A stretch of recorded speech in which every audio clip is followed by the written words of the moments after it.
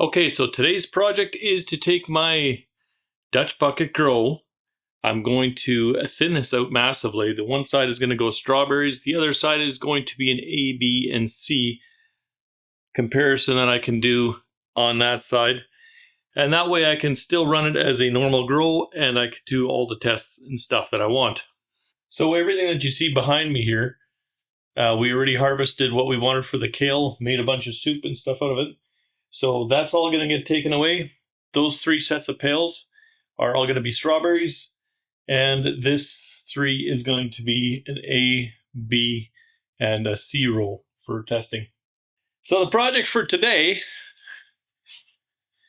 is to redo the plumbing because right now everything is connected and it's all on the same row. So I'll be disconnecting this side and moving that tote over here and kind of changing some of the stuff that I didn't like or that I think I could do better. And then this side will each have its own kind of feed and its own drain so I can keep the 3 rows isolated. Oh, and for those of you wondering if you can grow pineapple in Manitoba, yeah, you can. All right, so the first problem I'm already running into is these pumps. If you see them on Amazon, they might be reliable, don't buy them. Just for one simple reason. These fittings on the top, they provide you with 2 different couplers. I'll show you what those look like. But they don't fit onto anything. I can't fit them onto PEX. I can't fit them onto any kind of piping. They do fit on like a really large hose, but then I can't connect any drippers to it.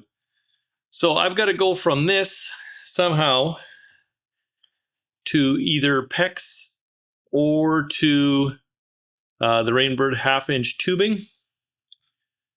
I went to the hardware store, couldn't find anything there. You might see the 3D printer is kind of ripping around in the background right now. So my attempt is going to be Fusion 360, see if I can design some kind of a slip coupler that'll go in there, and then a slip coupler that'll go in here. While I'm waiting for that print to finish up, I'm going to start and pull out all the plants in my grow room. Excuse the noise, the A-B test comparison pails just fired up. Anyway, as you can see, I did solve the tomato problem, and I can do better with those. It was just a matter of low EC, not enough nutrients. They were just starving. So they're all coming out, and now that that kale plant is gone, you can see the strawberries behind. They're doing really good. Surprisingly, there's a little bit of nutrient burn, and that's just because I bumped the EC up in the whole system to see if that was the case for the tomatoes. Something else that's kind of cool to see is look at how the bell peppers respond to a really high EC. They get all misshapen and kind of weird. These pails are all good. They're all cleaned out. All the organic mass is removed. Next up, I guess we're going to pull off all the irrigation rail, and the drain rail is going to come off. I will let it finish its irrigation. It's just happening to be running right now. And these plants could use the irrigation, especially this cucumber that I just yanked out of the other side and put over here. I don't know if I'll keep it, but it was there for a different reason. But anyway, in the meantime, I got to go check out on that 3D print, see if that's done, and see if that thing actually ends up fitting in that coupler. All right, so this thing did just finish printing. That's what I've got. Sorry, the lighting is horrible in here right now.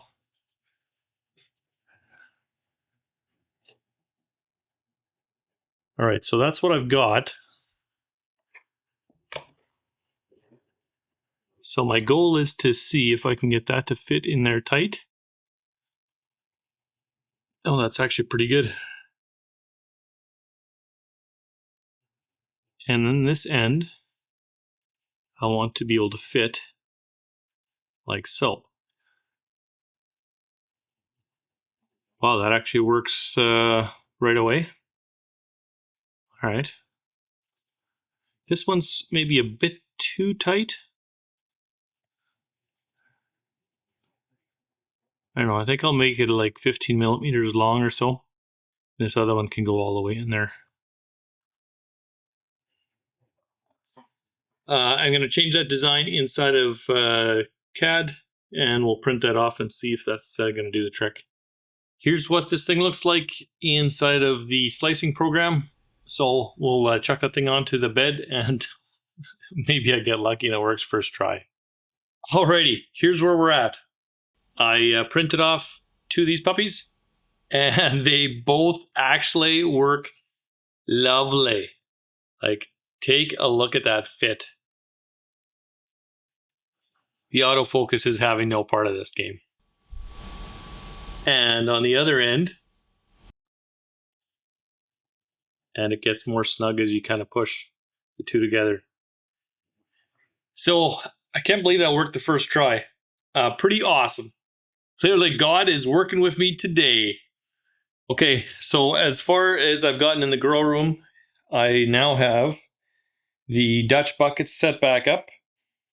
So what's changed kind of down here is I added another hole for my funnel in the front. I did change where the drain goes, so there's one little hole here. And the bigger concern is this one here, so I'll just print off a cap for that and close that one up, close that one up. No light leaks in here. And then the rest of this is exactly the way it was before. So up top, you can see that's all cleaned off. There's no irrigation up here. And I just have the drains on my Dutch buckets here. The buckets on the bottom, these are going to be my drains. So these will all stay independent on each line. So we'll get 3 pails in each, or 3 plants in each that we can grow and compare. So what's left here to do is I got to put a lid on here, put the pump in there, and kind of make the holes and set up the irrigation for it. The smart plug in the back, I don't know if you can see it, but that automation is already set up. That's going to be on the same exact timer as the Dutch bucket grow. So that's all set. So just the irrigation to set up for here. And I do need to make some kind of a lid.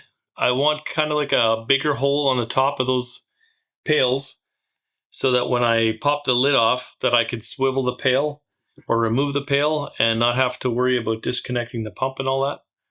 So not 100% sure exactly how I'm going to do that yet, but I think it's just, if I put a lid on there with 2 holes, one for water going out, one for water going in, I think that's going to work.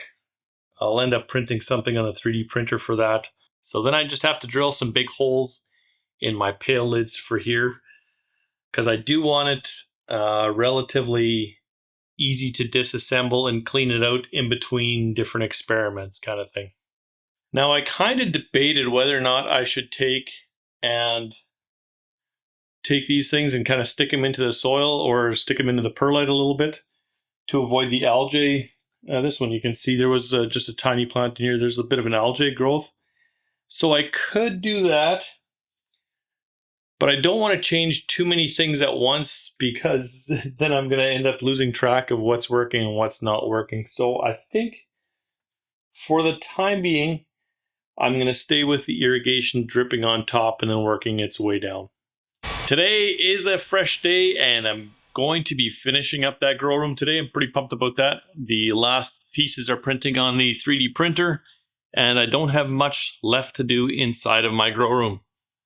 This is the piece that I'm printing right now, and this is kind of why I designed it this way. There's going to be 2 places of this pail coming out. This is the drain, and then there's going to be the fresh water for the irrigation, and there's also room there for the cord. But why I designed it like this instead of just putting 2 holes in the pail lid is so I can lift these things up, so I can rotate this, and then I can measure whatever I want for nutrients or mixed reservoir or whatever without having to disconnect or take this whole thing apart. I also did not glue this piece in there.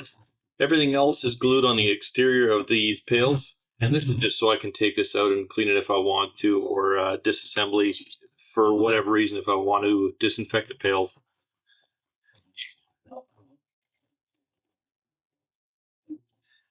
So today, what's on the schedule for today?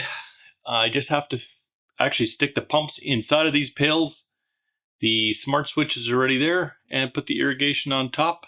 And the first A, B, and C comparison test is going to be underway. That's going to be hygrozyme, ponzyme, and the middle now is just going to be my control. Okay, for those of you that are going to be wondering, why are two of them pecks coming out of the pails and why is one Rainbird? This is why. Same style pump. This is just a lower volume, which I thought I ordered exactly the same ones, but I clicked on the order is the same as the past. Anyway, I got different pumps. And this one has a different fitting as well. This one with a hose clamp will hold the Rainbird. Man, I wish I would have just gone with the Vivo sun pump that you see in the background there. They come with different connectors. Way better pump. I've had those things running outside, and I leave them outside over winter, and we're going on like year number 3. Lesson learned for myself anyway. Well, we are all done. There's the finished pails. Pumps are all inside there, and up to the irrigation rails. And you can see the setup is good to go. Now I did put 2 gallon per hour drippers on all of them, and that's just because I ran out of the 1 gallon per hour drippers. It's not going to make any difference. Anything that gets excess water just flows right back to the reservoir. But yeah, pretty stoked about that. The first test that's going to be popping into these pails is hygrozyme, ponzyme, and then the middle is going to be the control. I'm going to get that test all ready, fire it up, and when that is completed, the video will be right over here.